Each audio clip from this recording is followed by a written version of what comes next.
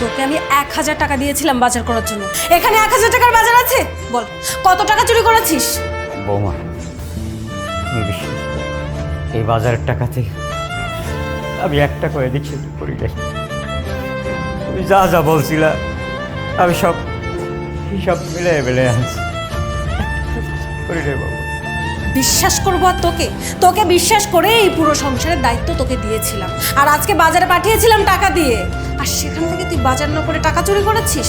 এই সামান্য কিছু টাকার লোভ তুই সামলাতে পারলি না? আরে কি হয়েছে, এত চিল্লে কিসের? কি হয়নি বলো তো? তোমাকে আমি কি বলবো?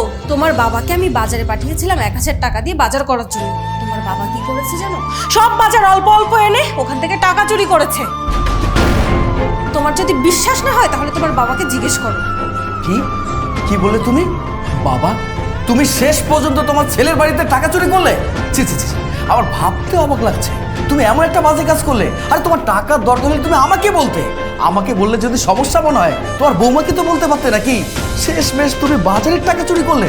তোমার কাছে আমি এমনটা আশা করিনি। তুমি যে আমার বাবা না, সেটা বলতে আমার ঘৃণা লাগছে। বাবা বাবা বাবা শোন,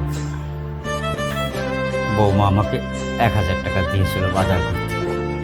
জিনিসপত্রের যা দাম বাবা, কিনে এই 1000 টাকা শেষ হয়ে গেছে। আমি কোনো টাকা চুরি করিনি বাবা, কোনো টাকা নেই। আমি কি তাহলে মিথ্যে বলছি? শুধু আপনি এই সংসারে বাজার করছেন না, এর আগেও এই সংসারে বাজার কেউ করেছে। আমার যে কাজের ছেলেটা ছিল ওকে দিয়েও আমি বাজার করতে পারতাম। 1000 টাকায় কত কিছু কিনে নিয়ে আসতো, আর আপনি এগুলো কি কিনছেন? হ্যাঁ, প্রত্যেকটা জিনিস থেকে জিনিস কম, এতেই আমার বোঝা শেষ। সাগর, তুমি কি করবে করো, আমি এই চোরটাকে আমার বাসায় রাখবো না। আমি কি বলবো?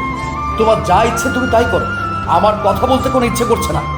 আমি তো বললাম এই চোরটাকে এই বাড়ি থেকে বের করে দাও, আমার বাড়িতে এসব চোরের জায়গা হবে না। হ্যাঁ, তুমি একদম ঠিক কথা বলেছো, এই বাড়িতে চোরের কোনো জায়গা নেই। আর তোমাকে বলছি, তোমার দু চোখ যেখানে যাবে তুমি সেখানে যাবে। আর যাই হোক, হাত কাপড় দিয়ে আমি চোরকে বুঝতে পারবো না। তোমার কোনো জায়গায় বাড়িতে নেই। বাবা, বাবা আমি তোর পায়ে থেকে ক্ষমা চাইছি, আমাকে এই বাড়িতে তারাই দিস না বাবা। আমি এই বয়সে কই যাবো, কি খাবো বাবা? আমার তারাই দিলে কি খাবো? মনি, ওরা তো যথেষ্ট বয়স হয়ে গেছে, একটা ভুল করে ফেলেছে, তুমি এবারের মতো ক্ষমা করে দাও।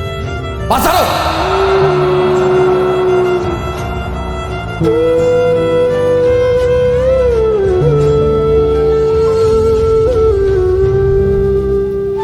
আর ন্যাকা কান্না করতে হবে না, ন্যাকা কান্না শুরু করেছে। শুনুন, এবারের মতো আমি আপনাকে মাফ করে দিলাম, কিন্তু ভবিষ্যতে যেন এমন ভুল আর কখনো না হয়। এই বাজারগুলো সব গুছিয়ে রান্নাঘরে রেখে আসুন।